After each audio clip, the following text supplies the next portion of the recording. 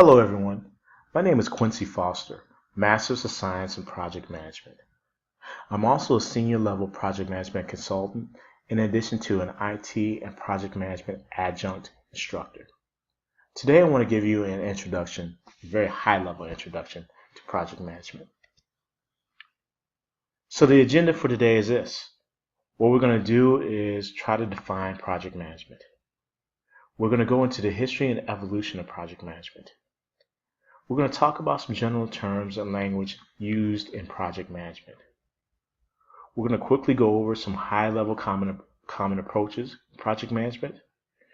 We're going to discuss on a very high level the project management lifecycle. We're going to discuss project drivers.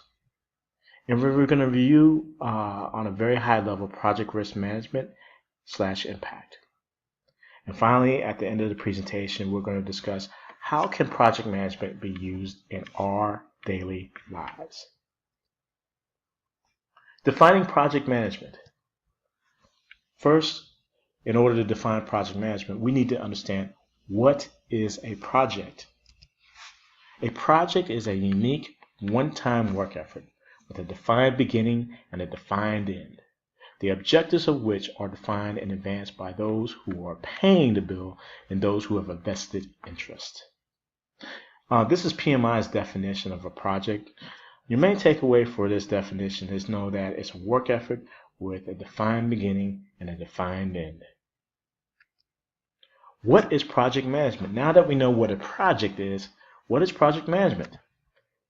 Project management allows us to control the processes and progress of a project. It allows us to gather and harness resources towards a specific project end or outcome. Just look at it like this.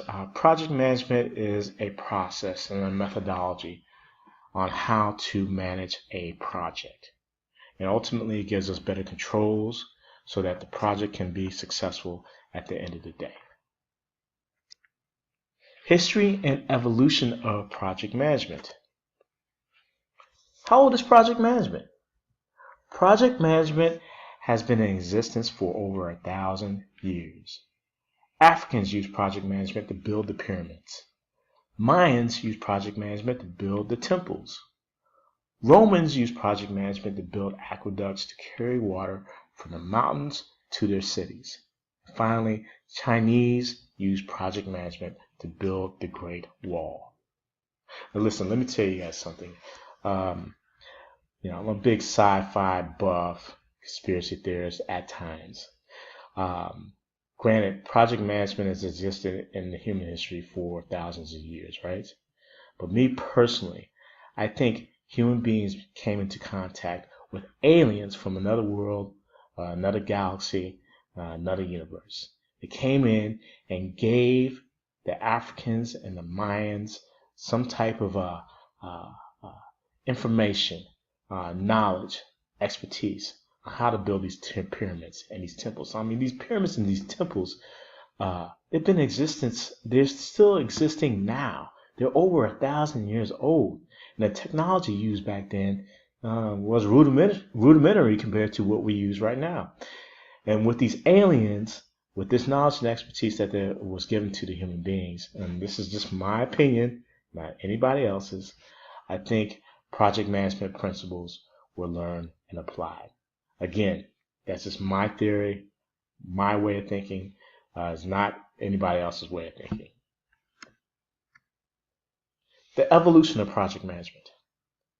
Project management has basically evolved from a rudimentary form of managing projects to a sophisticated process that has been defined in literature as well as being promoted by major professional organizations around the world. Project Management Institute, PMI, has 9 key areas of focus for project management.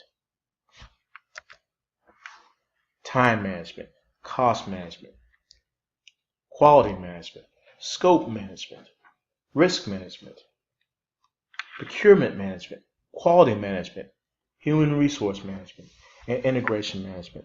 These are key areas to focus in on project management. Listen, let me tell you something. I have my Master's of Science in Project Management, and each one of these areas can be a course or a subject matter topic within itself.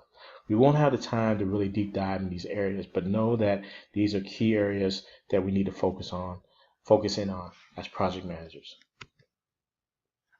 General terms and language in project management. If you're going to be working in the project management world, you need to know these general terms and language used in a project or during a project.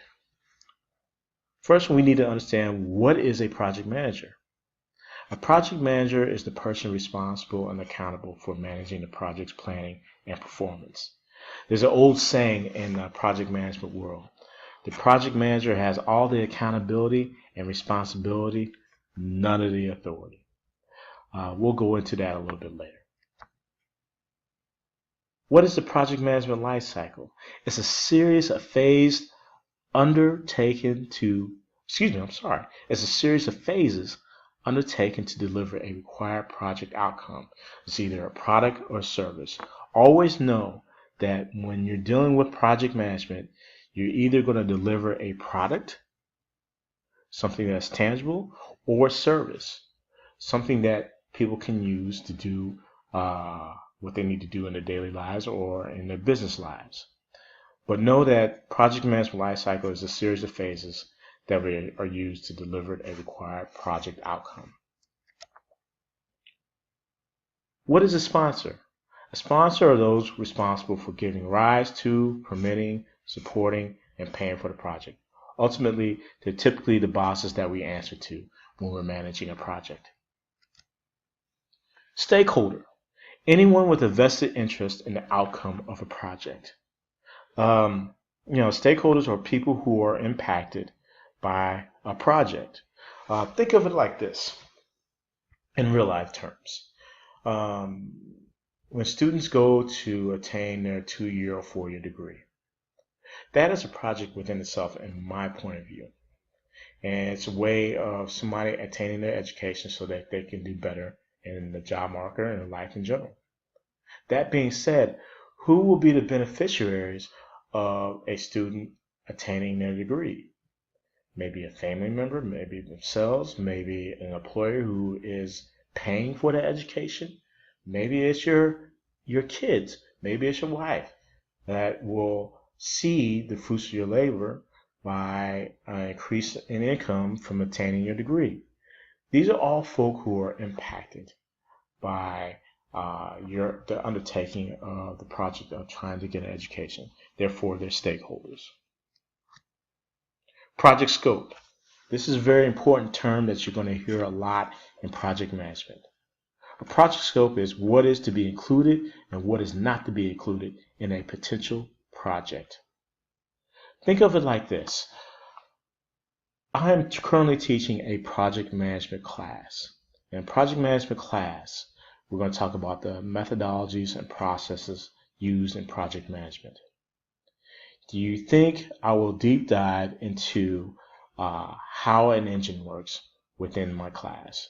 Do you think I'll deep dive into the animals in the Sierra and their mating lifestyles and their eco environments? No, not really.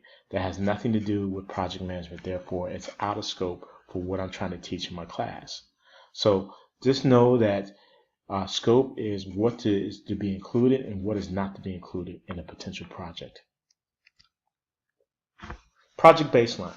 It's a targeted range for final estimates against what is actually measured. So think of it as, here's a good example of it. We're going to use the example of a project of a student trying to attain their 2-year or 4-year degree. For a 4-year degree, student plans, okay, I'm going to go ahead and attain my degree in 4 years.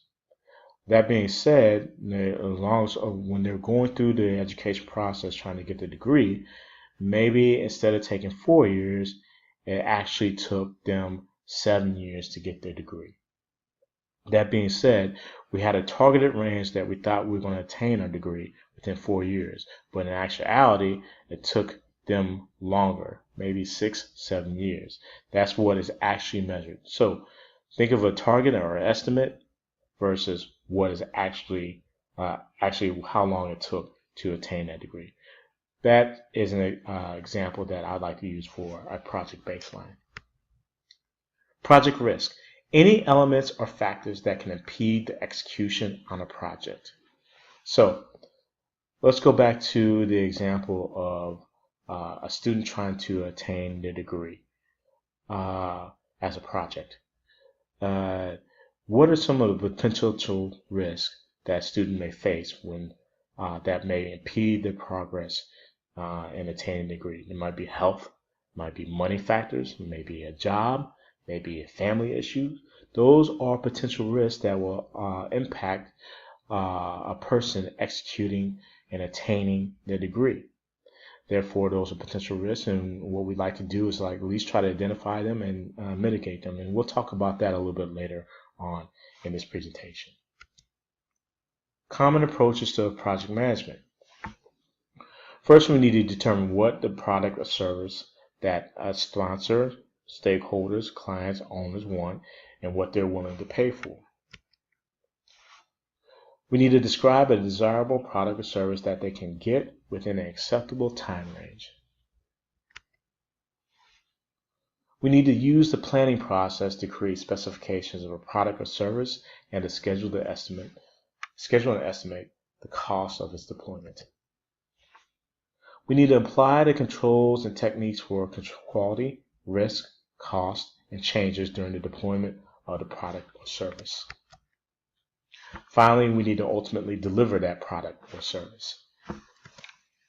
And finally, after delivery, we need to access what was done, how well it was done, and how the process can be improved for the next project.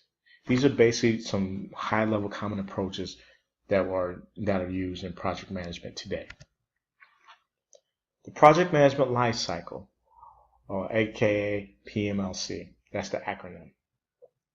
When we look at the project management life cycle, know that there are 4 major phases towards a project. We have an initiation phase, we have a planning phase, we have the execution and control phase, and finally we have the last phase, which is the close phase. In the execution and initiation, one of the activities that are used in initiation is determine what the business need is. And a deliverable for initiation may be the business case. And the business case is a proven business justification for the project. Why are you doing the project? The second phase is the planning phase. The activity for the planning phase basically is it identifies what needs to be done, by whom, and when. And a deliverable may be a charter project plan. A charter project plan is an agreement governing the size and scope of the project. The third phase is the execution and control phase. An activity in this particular phase is work the plan, refine the earlier time and work estimates, and deliver the project. A deliverable for this particular phase may be a status report. A status report is a periodic report showing the progress and challenges facing a project. Finally, the last phase of the project is what we call the close phase, or the closing phase. And an activity for a closing phase is to determine what was done well, not so well, and how to do it better the next time. A deliverable for this particular phase may be a lessons learned document. A lessons learned document is a project recap of lessons that can be employed by preceding projects. This is a very, very, very high-level summary of the project management lifecycle, and we'll deep dive into these phases later on in the course. Project drivers. Listen, if you're going to take anything away from this presentation, you at least need to understand what the project drivers are. Project drivers will determine whether your project is a success or if it's a failure. And that being said, so let's quickly go over these project drivers. The first one is time. How long will it take us to execute on a project? Will it take us a week? Will it take us a month? Will it take us 6 months? Will it take a year? Will it take us several years? We need to determine how long it's going to take for us to execute a project.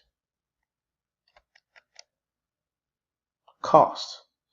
Everything is driven by cost. How much is it going to take us to execute on the project?